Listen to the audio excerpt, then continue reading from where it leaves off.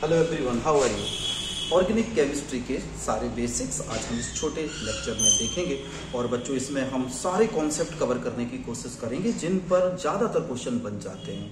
जैसे सबसे पहला क्वेश्चन बन जाता है कि सिग्मा बॉन्ड काउंट करो, पाई बॉन्ड काउंट करो।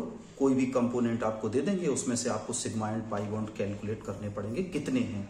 दूसरा क्वेश्चन बनता है आईयूपीएसी का। आईयूपीएसी में बच्चों कई बच्चों को बड़ा कंफ्यूजन रहता है, सर प्रीफिक्स अगर होते हैं तो कितने टाइप के होते हैं, सफिक्स होते हैं तो कितने टाइप के होते हैं, साइक्लिक कंपाउंड्स की नेमिंग कैसे करते हैं। ऑर्गेनिक के बेसिक्स में जो तीसरे नंबर पर और सबसे इंपॉर्टेंट बात आती है वो होती है इफेक्ट्स। जैसे हम बात करें इंडक्टिव इफेक्ट की, जैसे हम बात करें मीजोमेरिक इफेक्ट की या रेजोनेंस, या फिर हम हाइपर कॉन्जुगेशन को देखें, heterolytic fission, homolytic fission, free radicals. इन तमाम क्वेश्चंस को एक ज़्यादा लंबे वे में ना पढ़कर हम मेन उसके वो कंपोनेंट्स को तैयार करेंगे जिनसे क्वेश्चंस आने की संभावना ज़्यादा होती है। तो चलिए हम सबसे पहले देखते हैं कि सिग्मा बॉन्ड और पाई बॉन्ड क्या होते हैं।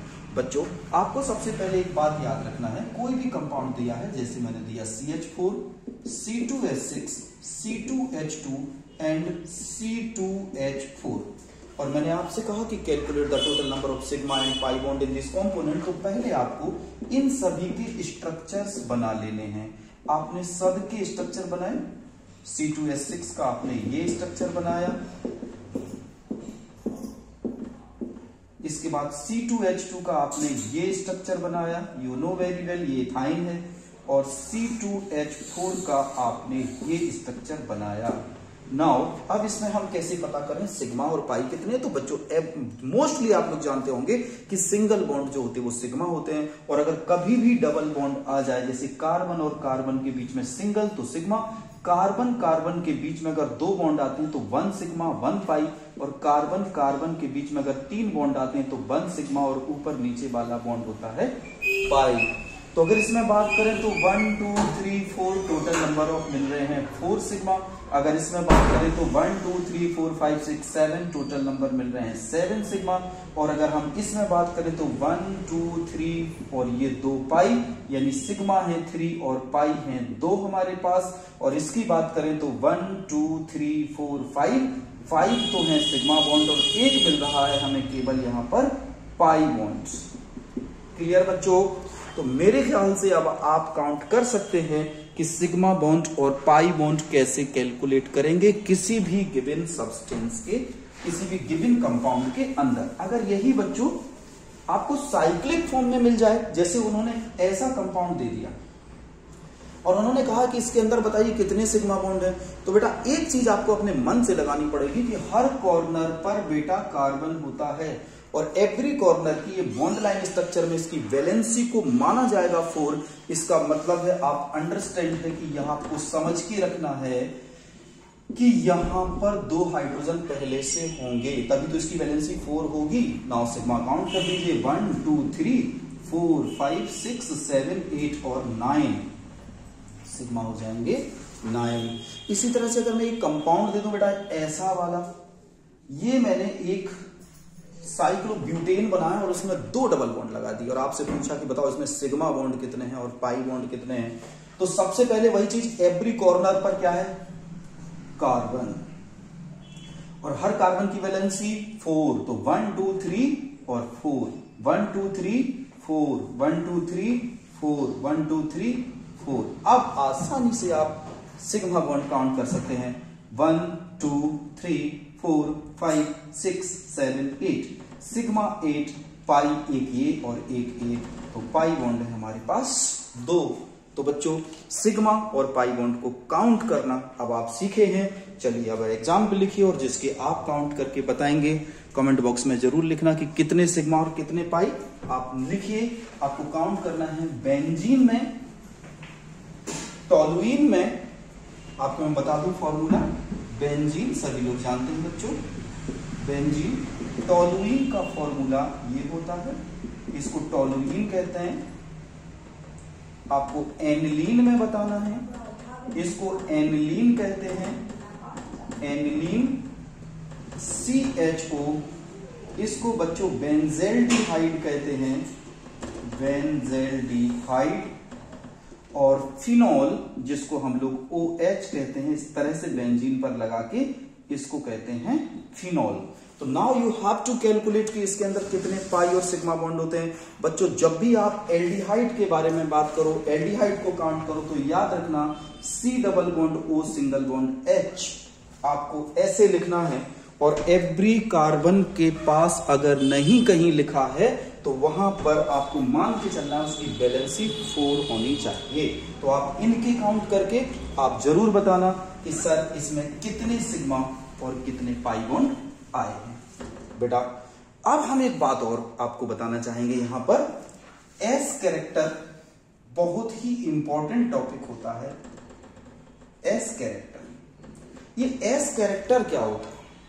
सबसे पहले मैं बता दूं कि अगर कभी भी कार्बन के पास इस तरह से सिंगल बॉन्ड मिला तो बेटा इस वाले कार्बन पर हाइब्रिडाइजेशन होता है sp3, और इस वाले कार्बन पर भी sp3। अगर कभी कार्बन के बीच में बेटा डबल बॉन्ड मिला तो इस कार्बन पर हाइब्रिडाइजेशन sp2, इसके पास भी sp2। अगर कार्बन के पास तुम्हें कभी ट्रिपल बॉन्ड मिल जाए तो इसका हाइब्रिडाइजेशन sp और इसका हाइब्रिडाइजेशन भी होता है sp। अब बच्चों एक बात याद रखना, जिसमें जितना ज्यादा s कैरेक्टर होगा वो कंपाउंड s कैरेक्टर होने से, क्योंकि s सब सेल हमेशा न्यूक्लियस के पास होती है, तो अगर s कैरेक्टर किसी एटम पर बढ़ेगा तो वो s वाले सब सेल के इलेक्ट्रॉन को अपने पास खींचेगा, हेंस उसकी इलेक्ट्रोनेगेटिविटी ज्यादा हो जाएगी। तो अगर कभी आपसे पूछें इन तीनों में किस कार्बन की इलेक्ट्रोनेगेटिविटी ज्यादा है, तो आप देखो यहां पर एक S और 3 P, टोटल हम 100% अगर मान लेते हैं तो S का कैरेक्टर हो जाएगा 25% और P कितना हो जाएगा 75%। तो बच्चों यहां तो कार्बन का परसेंटेज 75 मतलब 25 आ रहा है, इसका मतलब S कैरेक्टर कम है, हेंस इस कार्बन की इलेक्ट्रोनेगेटिविटी कम है। मैं फिर से बता रहा हूं, जिस कार्बन का S कैरेक्टर ज्यादा होगा, S सबसेल के electron will be more closer to the nucleus, hence this nucleus will attract more powerfully these electrons, और वो साइज में भी छोटा हो जाएगा और इलेक्ट्रोनेगेटिविटी भी ज्यादा हो जाएगी। तो इस कंपाउंड में sp3 में S कैरेक्टर है 25%। जरा बच्चों इसमें बता सकते हैं क्या आप, एक S 2 P टोटल 100 मान लीजिए तो S कैरेक्टर होगा 33.3%, और यहां पर P का कैरेक्टर आप खुद अंदाजा लगा सकते हैं क्योंकि यहां टोटल 100 है। इस वाले में बात करते हैं sp, टोटल को 100 मान लीजिए तो S कैरेक्टर बच्चों कितना पहुंच गया 50%। Very good. इन तीनों में सबसे ज्यादा इलेक्ट्रोनेगेटिव कार्बन कौन सा हो जाएगा? तो आप समझ गए होंगे कि यस सर, इन तीनों में सबसे ज्यादा इलेक्ट्रोनेगेटिव कार्बन वो कार्बन होगा जो ट्रिपल बॉन्ड से जुड़ा हुआ है, क्योंकि ट्रिपल बॉन्ड के sp हाइब्रिडाइजेशन उस पर होता है। और यहां पर 100 मान लें अगर दोनों को तो 50% P character, 50% S character. S character in तीनों के मुकाबले तो ज्यादा बड़ा, इससे तो ज्यादा है ना। इसलिए अगर आपसे पूछा जाए कि arrange the order of acidic character of carbon या फिर मोर इलेक्ट्रोनेगेटिव कार्बन, तो याद रखना वो कार्बन जिसके पास जितना ज्यादा S कैरेक्टर होगा वो कार्बन उतना ही ज्यादा इलेक्ट्रोनेगेटिव होगा।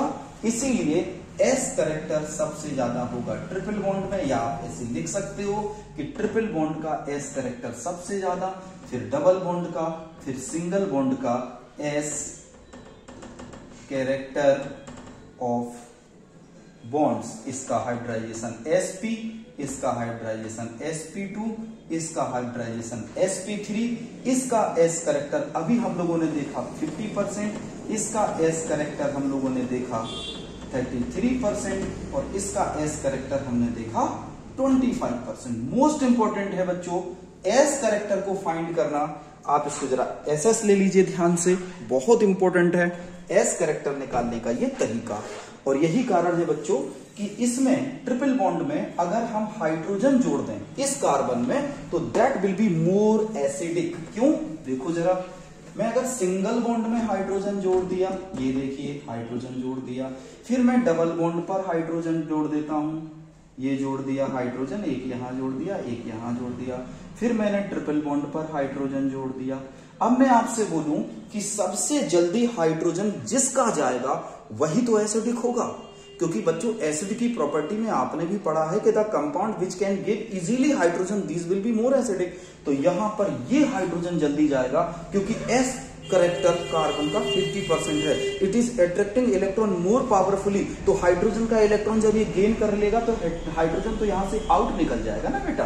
तो सबसे ज्यादा एसिडिक ये होगा, फिर ये होगा, फिर ये होगा। अगर आपसे पूछे तीनों में सबसे जल्दी हाइड्रोजन को कौन डोनेट करेगा, तो तीनों में बच्चों सबसे जल्दी हाइड्रोजन को ट्रिपल बॉन्डेड कंपाउंड डोनेट करेगा। तो ये हो गया हमारे पास बच्चों एस कैरेक्टर।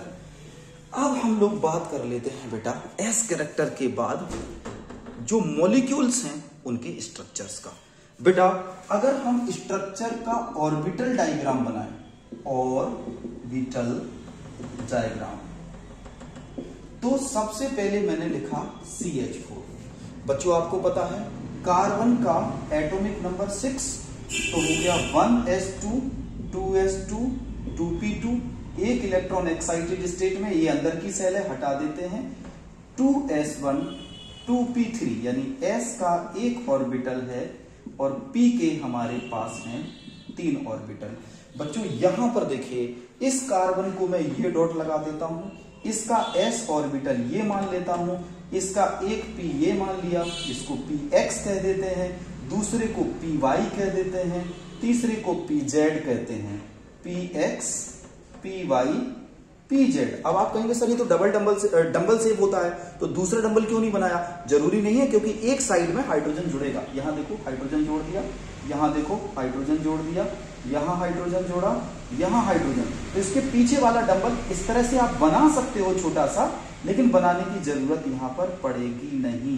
अब आप कहें सर इसका क्यों नहीं बनाया? एस का डबल नहीं होता, स्फेरिकल स्ट्रक्चर होता, तो ऐसे आप बना सकते हो। 2 इलेक्ट्रॉन इसमें, एक इसका कार्बन का, एक हाइड्रोजन का, एक कार्बन, एक हाइड्रोजन, एक कार्बन, एक हाइड्रोजन। तो बच्चों ऐसे स्ट्रक्चर बनेगा CH4 का। ऐसे ले लीजिए आप, मीथेन का ऑर्बिटल स्ट्रक्चर इस तरह से हम बनाएंगे। चलिए दूसरा देखते हैं बच्चों।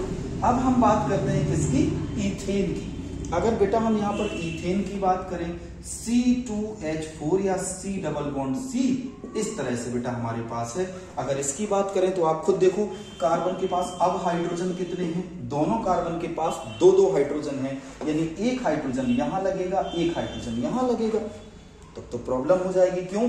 दूसरा कार्बन, ये तो मैंने एक कार्बन का इलेक्ट्रॉनिक कन्फिगरेशन बनाया, एक कार्बन और मैं बनाता हूं, ये देखो इस कार्बन का S, इस कार्बन के 3p, जिनमें से 2 हाइड्रोजन यहां पर आने वाले हैं। देखो बेटा इस कार्बन का ये स्ट्रक्चर, ये वाला पूरा इतना, और इस कार्बन का ये स्ट्रक्चर, इस कार्बन पर 2 हाइड्रोजन तो इसमें 2 हाइड्रोजन, इस कार्बन पर 2 हाइड्रोजन तो इसमें 2 हाइड्रोजन। अब ये और ये तो बना लेंगे सिंगल बॉन्ड, है ना? तो फिर ये क्या करेगा? ये बनाएगा बेटा पाई बॉन्ड। तो इसका स्ट्रक्चर सर कैसे बनाएंगे? वेरी सिंपल, एक कार्बन का पॉइंट ये लगाया, एक कार्बन का पॉइंट ये लगाया, इसका S ऐसे बनाया, इसका 2s1 ऐसे बनाया, एक एक इलेक्ट्रॉन डाल दिया, इसका बनाया 2x, ठीक है? या इसके आपको कितने बनाने हैं? x y z। आपने बनाया एक x, आपने बनाया y, यहां पर जोड़ दिया हाइड्रोजन, जोड़ा कि नहीं? और ये बना दिया आपने पूरा का पूरा कौन सा? px, ये py, ये pz। तो ये बना दिया आपने py, ये बना दिया pz, इसको बना सकते हो px, या आपकी सुविधा के अनुसार आप इसको नंबर दे सकते हो। जैसे जनरल सी बात है बेटा, px py pz, एक px में हाइड्रोजन चला गया, एक py में हाइड्रोजन चला गया, अब बचा क्या? pz ही तो बचा। तो यहां पर क्या हो जाएगा? यहां पर इसी तरह से 2 इसके ऑर्बिटल py और pz ये आप बना सकते हो, और एक ऑर्बिटल ये हमारे पास बचा, तो इसके बीच में बन जाएगा ये डबल बॉन्ड। अब बच्चों ये जो डबल बॉन्ड बन रहा है चारों तरफ घूम रहा है, सिंगल सिग्मा बीच में है, ऊपर एक पाइप जैसा स्ट्रक्चर बन रहा है, तो ये ऑर्बिटल स्ट्रक्चर किसका हो जाएगा? C2H4 का। अब जरा बात कर लेते हैं C2H2 का स्ट्रक्चर सर कैसे बनेगा।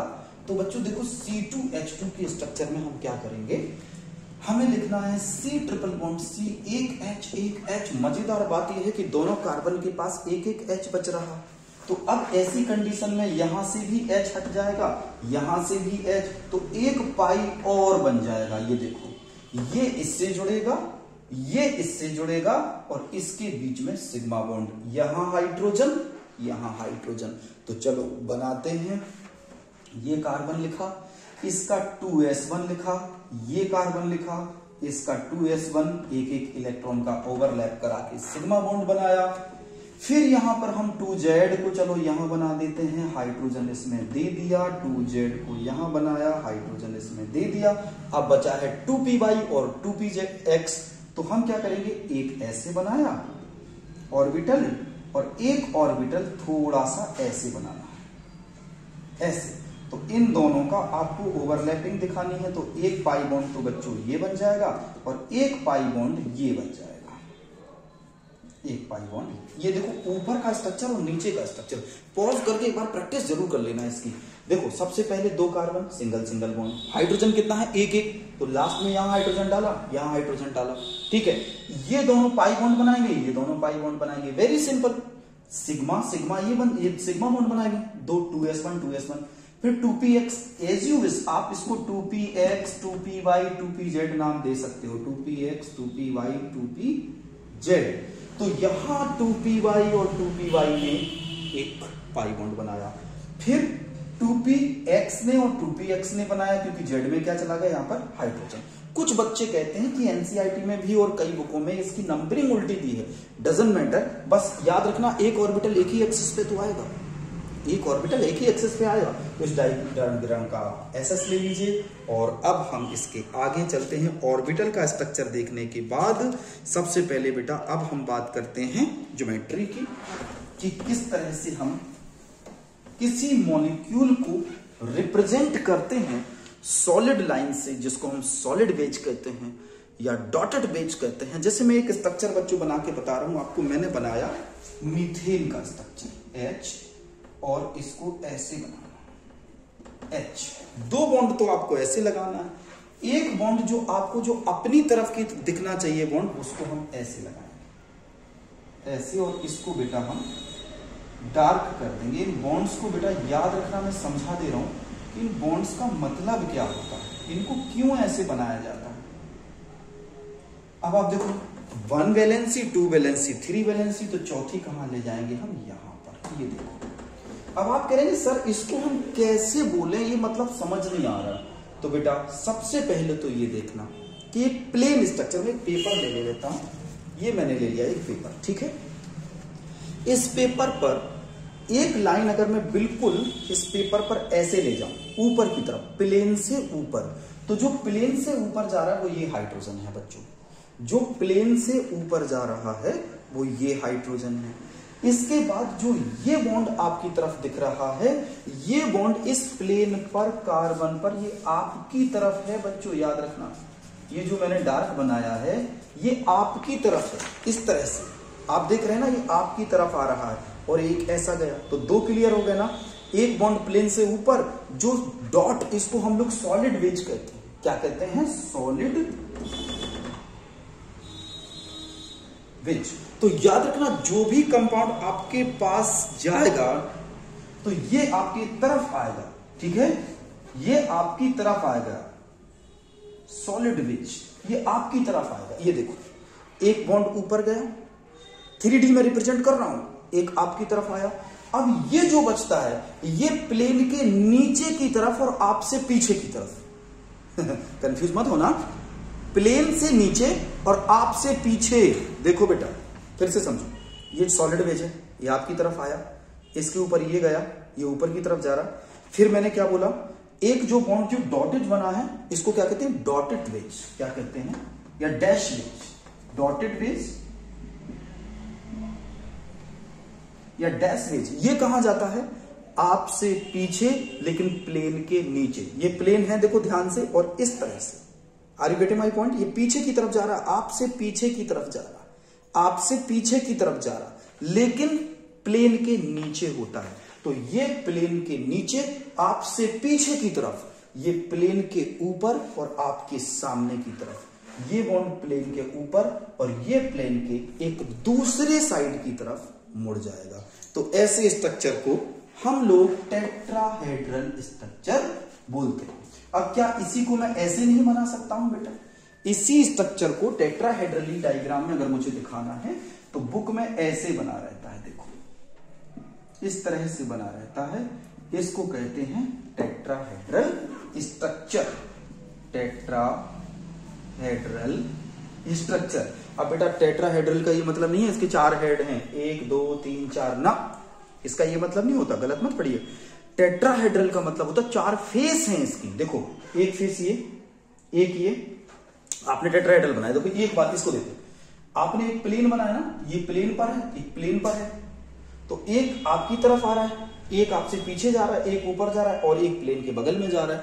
तो इसके 4 फेस नहीं बन जाएंगे, एक ये वाला, एक ये वाला, एक ये वाला, एक नीचे वाला, तो टोटल फेस होंगे इसके 4, इसलिए इसका नाम होता है टेट्राहेड्रल स्ट्रक्चर। चलिए कम ऑन, अब देखते हैं नेक्स्ट टॉपिक और बढ़ जाते हैं अब बच्चों हम लोग ऑर्गेनिक की क्लासिफिकेशन की तरफ। तो चलिए ऑर्गेनिक का क्लासिफिकेशन सबसे पहले हम यहां पर लिखते हैं organic compound. Is it visible? एक बार मैं चेक कर लूं, ये दिखाई दे रहा है, ठीक से दिख रहा है बेटा। ऑर्गेनिक कंपाउंड्स, इसके 2 पार्ट यहां पर लिखना है, एसाइक्लिक कंपाउंड और यहां पर लिखना है साइक्लिक कंपाउंड। बच्चों जो एसाइक्लिक और साइक्लिक में डिफरेंस आ रहा है वो अभी हम क्लियर करेंगे, लेकिन साइक्लिक में 2 हो जाएंगे आपके, एक तो होमोसाइक्लिक और एक हो जाएगा हेट्रोसाइक्लिक कंपाउंड। मतलब जब साइकिल कंप्लीट रहे कार्बन से, हर कॉर्नर पर कार्बन हो, कार्बन में कोई छेड़छाड़ नहीं होना चाहिए, ऑक्सीजन ना आ जाए, नाइट्रोजन ना आ जाए और कोई कंपाउंड नहीं आ जाए, तो वो होमोसाइक्लिक। अब होमोसाइक्लिक के 2 पार्ट, एलिसाइक्लिक और एरोमेटिक, एलिसाइक्लिक और एरोमेटिक। एरोमेटिक का मतलब क्या? जो हकिल्स रूल को फॉलो करते हो, 4n+2, वो सारे एरोमेटिक कंपाउंड जो हकिल्स रूल को फॉलो करते हो 4n+2 के बराबर होना चाहिए पाई इलेक्ट्रॉन्स। कैसे सर? अभी बताते हैं। इससे पहले हम हकिल्स रूल वाला कंपोनेंट्स को अपन देखें। यहां पर आपको यह ध्यान रखना पड़ेगा कि एरोमेटिक के भी 2 फॉर्म होंगे, एक होगा बेंजेनोइड ऑर्गेनिक या एरोमेटिक कंपाउंड, एक होगा non benzenoid aromatic compound. Aromatic compound मतलब जो बेंजीन से बने हो वो एरोमेटिक, जो बेंजीन के अलावा कुछ हो लेकिन हकिल रूल को फॉलो करता हो तो वो हो जाएगा नॉन बेंजेनोइड। अब जरा हेट्रोसाइक्लिक की बात करेंगे, इसमें एलिसाइक्लिक और 2 कंपोनेंट्स हो जाएंगे बेटा। हेट्रोसाइक्लिक में एलिसाइक्लिक और एरोमेटिक भी हो जाएगा, तो इसको अभी बाद में हम लोग बात करेंगे एलिसाइक्लिक हेट्रोसाइक्लिक के कितने टाइप हैं, ठीक। अब बेटा जरा साइक्लिक कंपाउंड्स की बात कर लेते हैं। ये साइक्लिक कंपाउंड, ये साइक्लिक कंपाउंड जिसमें साइकिल नहीं हो उसमें आता है एल्कीन, एल्कीन और एल्काइंस, CnH2n+2, CnH2n और CnH2n-2, ये 3 कंपाउंड पहुंच जाएंगे। तो पहले इसको एक बार आप एसएस ले लीजिए, चलो ठीक है। तो बच्चों एल्केन में जो कंपाउंड आएंगे, जैसे आप n की वैल्यू 1 लगा दो, इसमें n की वैल्यू 2 लगा दो, इसमें n की वैल्यू 2 लगा दो, आप कहेंगे सर 2 क्यों? बच्चों डबल बॉन्ड एक कार्बन के बीच में कैसे बन जाएगा? भाई एल्कीन क्या होते हैं ये तो जानते हो ना, डबल बॉन्डेड कंपाउंड। एल्काइन क्या होते हैं? Triple bonded compound. एल्केन क्या होते हैं? Single bonded compound. तो डबल बॉन्डेड कंपाउंड एक कार्बन के साथ तो पॉसिबल नहीं है, इसको 2 कार्बन चाहिए, इसको भी 2 कार्बन, इसलिए n की वैल्यू 2, n की वैल्यू 2, इसका पहला मेंबर मिलेगा C2H2, इसका पहला मेंबर मिलेगा C2H4, इसका पहला मेंबर मिलेगा CH4। इसमें अगर n की वैल्यू बच्चों आप 2 लगाएंगे तो पहला मेंबर मिलेगा C2H6, अगर इसमें n की वैल्यू 2 लगाई तो C2H और 2 2 जा 4, इसका अगर 3 लगाए तो अब तो 3 लगानी पड़ेगी, 2 तो लगा चुके, तो 3 लगा दीजिए, वेरी सिंपल, C3 और 3 2 जा 6। यहां पर वैल्यू बच्चों लगाना है आपको 3, तो C3 और 3 2 जा 6 -2 H4। तो बेटा ये जो कंपाउंड आपको मिल रहे हैं ये सीरीज मिलेगी जिसमें आप n की वैल्यू 1 2 3 4 5 लगाएंगे और इसको बोलेंगे homologous series of alkene, homologous series of alkene, homologous series of alkyne. याद रखना, homologous series of alkene, homologous series of alkene, homologous series of alkyne, और इसके 2 कंसेक्यूटिव मेंबर के बीच में डिफरेंस होगा CH2 का। आप चेक कर लो, देखो यहां पर डिफरेंस कितने का मिलेगा, इन दोनों के बीच में CH2 का डिफरेंस मिलेगा। तो ये हमारे पास एलिसाइक्लिक में जो ओपन चेन कंपाउंड हम इनको बोल सकते हैं, open chain compound, open chain compound. इसके अलावा अगर क्लोज चेन कंपाउंड आ जाए, साइक्लिक कंपाउंड्स में आ जाएंगे, जैसे मैंने लिखा ना एलिसाइक्लिक। अब साइक्लिक कंपाउंड में देखो, जैसे मैंने लिख दिया साइक्लोप्रोपेन, मैंने लिख दिया साइक्लोब्यूटेन, मैंने लिख दिया साइक्लोपेंटेन, ये सब आप जानते होंगे। इसके अलावा आता है एरोमेटिक कंपाउंड। हेट्रोसाइक्लिक में थोड़ा सा चेंज आ जाएगा, इसकी साइकिल थोड़ी सी बच्चों ब्रेक हो जाएगी। जैसे मैं बताऊं फ्यूरॉन, मैंने ये लिखा फ्यूरॉन, ये हो, अब देखो साइकिल ब्रेक हो रही ना। तो ऐसी कंपाउंड जिनकी साइकिल थोड़ी सी ब्रेक होती, लेकिन इसमें एक बात याद रखना है कि ये कंपाउंड नॉन बेंजीनोइड्स में भी रखे गए हैं। क्यों? ये एरोमेटिक होते हैं। क्यों एरोमेटिक होते हैं बेटा? जैसे मैंने फ्यूरॉन्स की अभी हाल बात करी, तो बहुत सारे ऐसे कंपाउंड एरोमेटिक हेट्रोसाइक्लिक कंपाउंड हैं जो एरोमेटिक हेट्रोसाइक्लिक हैं, बेंजीन के कंपाउंड नहीं है लेकिन फिर भी एरोमेटिक हैं। तो जरा एरोमेटिक की बात बता दें आपको। मैंने बोला एरोमेटिक वो कंपाउंड जो हकिल रूल को फॉलो करते हैं। हकिल रूल क्या होता है? 4n+2 पाई इलेक्ट्रॉन्स होने चाहिए। अब मैंने जैसे यहां पर बच्चों एक एग्जाम्पल लिखा बेंजीन, ठीक है, आपने 4n+2 में बच्चों 1 लगाना है तो कितना मिलेगा आपको बताओ जरा। 4n+2 में 1 लगाओ तो कितना हो जाएगा? 4 बन जाओ, 4+2 कितना हो जाएगा? 6 पाई इलेक्ट्रॉन। तो क्या इसमें 6 पाई इलेक्ट्रॉन है? अगर इसमें 6 पाई इलेक्ट्रॉन है तो एरोमेटिक है। देखिए, एक पाई बॉन्ड, दूसरा पाई बॉन्ड, तीसरा पाई बॉन्ड, और एक पाई बॉन्ड में 2 पाई इलेक्ट्रॉन होते हैं तो 3 2 जा 6, 100% ये एरोमेटिक कंपाउंड है। अब जरा बात करते हैं एरोमेटिक हेट्रोसाइक्लिक कंपाउंड। जैसे मैं यहां पर लिख दूं फ्यूरॉन, अब मैंने लिखा फ्यूरॉन, ये ऐसा स्ट्रक्चर बच्चों होता है इसका ऐसे। आप कहेंगे सर ये कैसे वो हकिल रूल को फॉलो करेगा? देखो 1 2 3 4 और इसके लोन पेयर भी तो आप काउंट करेंगे। इसका एक लोन पेयर अगर यहां पर आप देख लिया जाए तो एक लोन पेयर, एक पाई बॉन्ड, ये एक पाई बॉन्ड एरोमेटिसिटी को फॉलो करता है, लेकिन बेंजीन का कंपाउंड नहीं है। ये बेंजीन का कंपाउंड नहीं, बेटा आपको याद रखना है। Aromatic compounds also contain some other, जैसे O है, N है, और तमाम कंपाउंड इसमें आ जाएंगे। ओके, नोट कर लीजिए इसको। ठीक, अगर मैं आपसे पूछूं कि मैं एक कंपाउंड लिख रहा हूं, बताना ये एरोमेटिक है कि नहीं है। अब आपकी जिम्मेदारी, आप बताएंगे। मैंने ये कंपाउंड बच्चों लिखा, ये ब्यूटीफुल सा कंपाउंड आपके सामने है। क्या ये एरोमेटिक है? जल्दी से जल्दी से जल्दी से जल्दी से आंसर आपको देना है। क्या ये एरोमेटिक है? अब सही आ रहा है वीडियो। क्या ये एरोमेटिक है? क्या ये एरोमेटिक है? कितने? 1 2 3 4 5, 5 2 जा 10। क्या हकिल रूल में 10 आ सकता है? बताओ। अगर हम 2 लगा दें n की जगह तो 4 2 जा 8 + 2 10। यस, 10 इसके अंदर आ सकता है। अगर n बराबर आप 2 n एक इंटीजर है, आप कुछ भी लगा सकते हो। 1 2 3 4 5 कुछ भी लगा सकते हो, ठीक है। तो आप 0 को छोड़कर कुछ भी लगा सकते हैं इसमें। तो 1 2 3 4 5 अगर n की वैल्यू आप इसमें लगा दें 2, तो 4 × 2 + 2 = 10। इसमें भी 10 एरोमेटिक कंपाउंड है। क्लियर?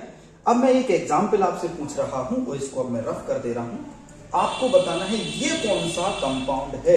देखते हैं आप आंसर दे पाते हैं कि नहीं। आपको बताना है ये कौन सा कंपाउंड है। चलिए बताइए, ये कौन सा कंपाउंड है? क्या ये एरोमेटिक है? और अगर एरोमेटिक है तो क्या ये बेंजीनोइड है या फिर नॉन बेंजीनोइड है? जल्दी से आपको आंसर देना है, क्या ये बेंजेनॉइड है या नॉन बेंजेनॉइड कंपाउंड है? बच्चों, जो एरोमेटिसिटी को जनरली फॉलो कर रहा है, एरोमेटिक को, तो लेकिन हेट्रोसाइक्लिक है, हेट्रोसाइक्लिक एरोमेटिसिटी मतलब हकिल रूल को फॉलो कर रहा है। देखो 1 2 3 3 2 6 आ तो रहा है यहां पर। ये पाई आप कहेंगे सर ये वाला भी तो आ गया, 3 पाई मतलब 6 पाई इलेक्ट्रॉन्स, ठीक है, बिल्कुल सही। 3 2 6 प्लस सर ये 2, इसमें 2 जोड़ दो। बेटा ये जो 2 पिरिडीन के जो लोन पेयर होते हैं वो प्लेन से ऊपर रहते हैं, याद रखना। ये पिरिडीन है, क्या नाम है इसका? पिरिडीन। ये पिरिडीन के लोन पेयर प्लेन से ऊपर रहते हैं, इसलिए काउंट नहीं होते। तो यहां पर हमारे पास 6 पाई बॉन्ड, हाँ, हेट्रोसाइक्लिक एरोमेटिक कंपाउंड है, हेट्रोसाइक्लिक एरोमेटिक कंपाउंड। एक एग्जांपल और मैं आपको लिख रहा हूं और कोशिश करना कि बताना कि ये क्या है। चलिए ये देखो मैं इसको लिख रहा हूं, आप कोशिश करना कि बताना कि ये कौन सा कंपाउंड है। डबल बॉन्ड ओ, ये लगा दिया मैंने, इसका नाम है ट्रोफोन, याद रखना ट्रोफोन। तो इसको आप बताइए जल्दी से ये क्या हो सकता है, ठीक है, जल्दी से बताएं। ट्रोफोन, इसका 1 2 3, ठीक है ना, 3 इंटू 2, क्योंकि एक बॉन्ड में 2 पाई, 6 पाई इलेक्ट्रॉन। हाँ सर एरोमेटिक तो लग रहा है, नहीं लग रहा है भाई साहब, क्यों नहीं लग रहा है? यहां पर double single double single single double, क्योंकि एक बच्चों एरोमेटिसिटी का एक रूल और बता दूं मैं आपको, सिंगल डबल ऑल्टरनेट होना चाहिए यहां पर। तो इसके केस में अगर अपन लोग देखें तो ये नॉन बेंजेनॉइड्स कंपाउंड की कैटेगरी में आ जाएगा, non benzenoid aromatic compound. Non aromatic तो है, एरोमेटिक तो है, लेकिन बेंजीन वाला नहीं है, क्योंकि बेंजीन में 6 कार्बन होते हैं, तो इसमें 1 2 3 4 5 6 7 कार्बन है, तो यह है नॉन बेंजेनॉइड एरोमेटिक कंपाउंड। चलिए साहब ये सारा क्लासिफिकेशन हमारा हो गया है, इसको आपको रिवाइज कर लेना है ठीक से। ये क्लासिफिकेशन बहुत ही ज्यादा इंपॉर्टेंट था बेटा। क्लासिफिकेशन के बाद अब हम चलते हैं आगे के टॉपिक पर। तो अब फटाफट से हम लोग बात कर लेते हैं आईयूपीएसी की कुछ प्रीफिक्स और सफिक्स पर। तो बेटा सबसे पहले हमें देखना है आईयूपीएसी नेम लिखने में, मैंने एक सेपरेट वीडियो भी हमारा है, उस पर आप जाना देखना। और जनरल चीजें तो आप जानते होंगे, meth, eth, pro, but, pent, hex, hept, oct, non dec, monodec, didec, tridec, tetradec, ये नंबर ऑफ कार्बन है। सिंगल बॉन्ड को इन कहते हैं, डबल बॉन्ड को इन कहते हैं, ट्रिपल बॉन्ड को आइन कहते हैं। अब बात आती है कि सर जो प्राइमरी सफिक्स हैं वो क्या होते हैं? तो बच्चों याद रखना प्राइमरी सफिक्स जो होते हैं वो है डबल बॉन्ड और ट्रिपल बॉन्ड, और जो सेकेंडरी सफिक्स होते हैं बच्चों वो हैं सभी फंक्शनल ग्रुप, जैसे OOH। अब इसके 2 नाम हो जाएंगे, अगर ये कभी इससे भी बड़ा ग्रुप आ जाएगा तो ये प्राइमरी सफिक्स बन जाएगा उस केस में। अभी ये सेकेंडरी सफिक्स है, बट ये क्या बन सकता है? प्राइमरी सफिक्स बन सकता है अगर इसके साथ कोई बड़ा ग्रुप आ गया, जैसे CH3 COH CH2 CHOH। अब देखो बेटा इसके केस में 1 2 3 4, अब 3 पर ये भी है और 1 पर अल भी है, तो क्या करें भाई? इसको अब हाइड्रोक्सी बोलेंगे, इसको बोलेंगे 3 हाइड्रोक्सी और ब्यूट 1 अल, इसका नाम हो जाएगा। क्योंकि जब कोई बड़ा आ जाए तो यही OH जो सफिक्स की तरह प्राउड कर रहा था, अब वो क्या बन जाएगा? प्रीफिक्स बन जाएगा। याद रखना है इनको। अगर कोई बड़ा ग्रुप आ जाए तो छोटा ग्रुप क्या बन जाता है? अपने आप प्रीफिक्स हो जाता है ऐसे केस में। तो primary suffix double bond triple bond, इसको क्या बोलते हैं? इन या इन, इसको बोलते हैं YN या YN। तो याद रखना ये हमारे पास सारे मैंने बताया आपको, ये इंपॉर्टेंट वाली चीजें हैं। इसके अलावा कुछ नाम हम लोग देख लेते, क्योंकि आईयूपीएसी आप लोग लगभग सभी जानते हो। सो यहां पर सेकेंडरी सफिक्स में सारे नोट कर लेना है अपन को, क्या क्या, C डबल बॉन्ड O, इसको ketone, CHO, C double OH, CONH2, COCl, C double bond OH या OR। ये अब एक बार बच्चों आप ये जल्दी से जो मैं लिख रहा हूं ना, इनको देख के बताओ कि ये फंक्शनल ग्रुप कौन कौन से हैं। इसके अलावा CN, इसके अलावा NH2, जल्दी से बताइए कि इनमें क्या है, कौन सा कंपाउंड है, इनको क्या बोलेंगे। ठीक है, चल इसको क्या बोलेंगे, ये कीटोन का कंपाउंड है, ओन बोलेंगे, ये एल्डिहाइड का है, अल बोलेंगे, ये ओइक एसिड बोला जाएगा, ये CONH2 है, इसको बच्चों अमाइड बोलते हैं, अमाइड, क्या बोलते हैं, CONH2 amide. COCl oil chloride, OYLCLHLORIDE, oil chloride बोलते हैं। ये क्या है बेटा, OH है, OH सबसे इंपॉर्टेंट OH। ये क्या है, नाइट्राइल है, नाइट्राइल। ये क्या है, अमाइन, AMINE, अमाइन है। तो इन सब के नाम आपने पहले से पढ़ रखे होंगे, आप थोड़ा बहुत इतना जानते हैं। एक लेक्चर और मैंने इस पे बनाया था, वो भी ध्यान रखना है। सेकेंडरी सफिक्स में बच्चों एक और चीज लिख लो, सेकेंडरी सफिक्स में कौन कौन से हेलोजन एलिमेंट्स को आपको नोट करना है, फ्लोरो, क्लोरो, ब्रोमो और आयोडो, इनको भी नोट कर लो बच्चों। एक और होता है इसमें, याद रखना है आपको, नाइट्रोसो, जिसको हम लोग बोलते हैं NO। ये सेकेंडरी सफिक्स के कंपोनेंट हैं, जरा इनको नोट करो, जल्दी से नोट करो, जल्दी से नोट करो, जल्दी से नोट करो। और सेकेंडरी प्रीफिक्स भी लिखवा दे रहा हूं, ठीक है। ये सेकेंडरी सब्स्टिट्यूशन ग्रुप है, सेकेंडरी प्रीफिक्स में डालना है इनको बच्चों, secondary prefix, I am sorry not at the suffix, that is secondary prefix, secondary prefix. जल्दी से जल्दी से जल्दी से अभी बताते हैं इनका कहां यूज होना है, लिख लो। सेकेंडरी प्रीफिक्स फ्लोरो, क्लोरो, ब्रोमो, आयोडो। इसके अलावा सेकेंडरी प्रीफिक्स में nitro, methyl, ethyl. Secondary prefix में और भी हैं, NO2, nitro, CH3, methyl, C2H5, ethyl. ये सारे चल रहे हैं तुम्हारे सेकेंडरी प्रीफिक्स में। मिथॉक्सी भी और इथॉक्सी भी लिख लो, OCH3, मिथॉक्सी और OC2H5, इथॉक्सी। याद रखना बेटा, ये सेकेंडरी प्रीफिक्स के एग्जाम, नोट कर लो इनको ध्यान से, ये सेकेंडरी प्रीफिक्स है, ठीक है। मतलब अगर कोई सिंपल प्रीफिक्स आ रहा है तो थोड़ी सी प्रायोरिटी इसकी अपन को दे। सेकेंडरी प्रीफिक्स, ये NO2 प्रीफिक्स में है, सफिक्स में नहीं आएगा।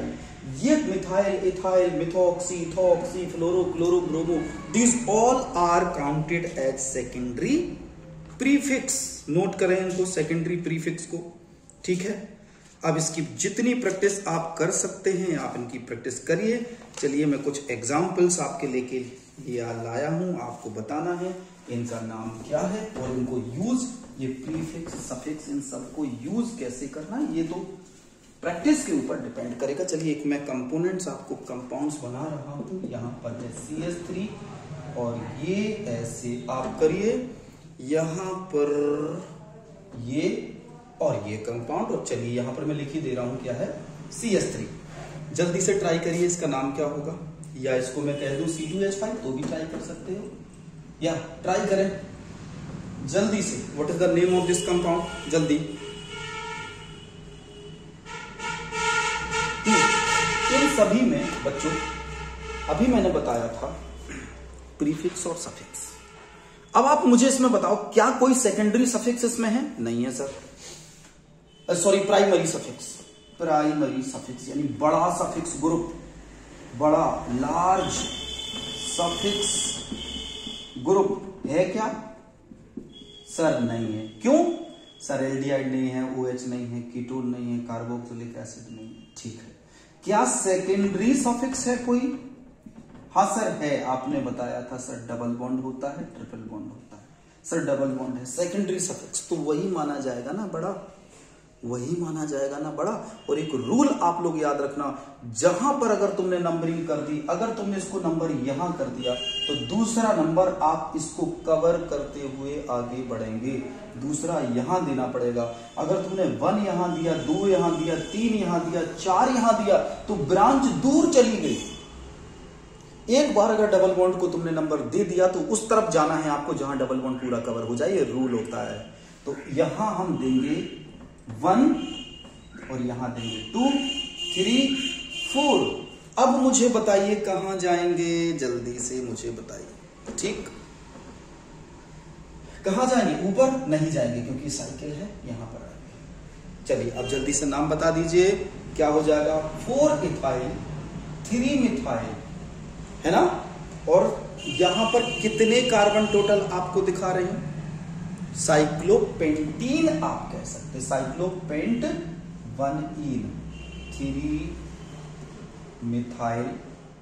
और इससे पहले ABCD में आएगा 4 इथाइल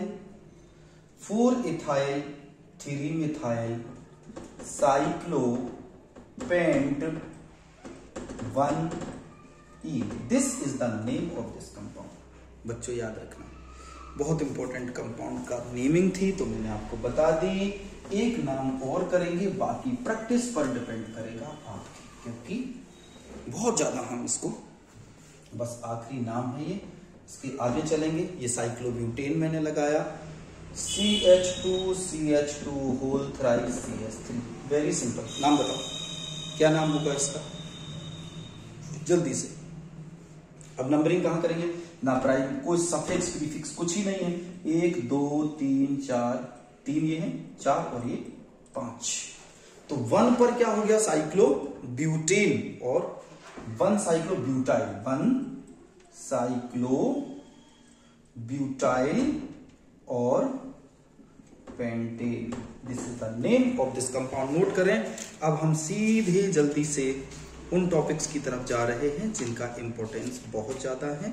और अब IUPAC नेम आपको मैं एक आध लेक्चर और अगर जरूरत पड़ी कभी तो मैं बना दूंगा, जिसमें हम बहुत सारे IUPAC नेम को कवर कर लेंगे।